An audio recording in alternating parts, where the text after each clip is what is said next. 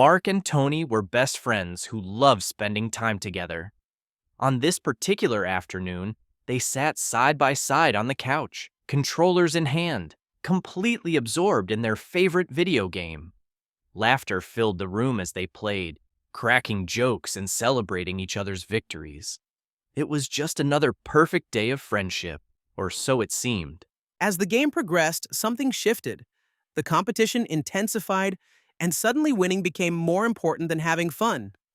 Mark accused Tony of using a cheap move, while Tony fired back that Mark was the one bending the rules.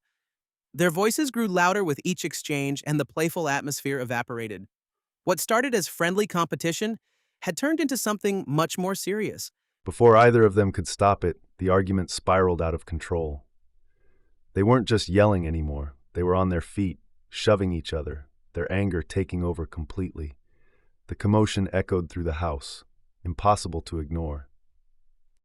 Their parents came running, immediately pulling the boys apart. Shocked by what they witnessed, they made a harsh decision on the spot.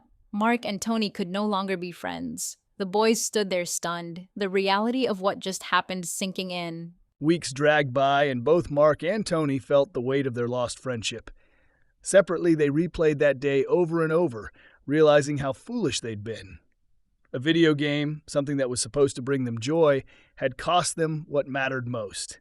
They each came to the same conclusion. Their friendship was far more valuable than any victory. Their parents noticed the change in both boys and recognized they had learned an important lesson. They agreed to let Mark and Tony be friends again. When the boys reunited, their happiness was genuine and immediate.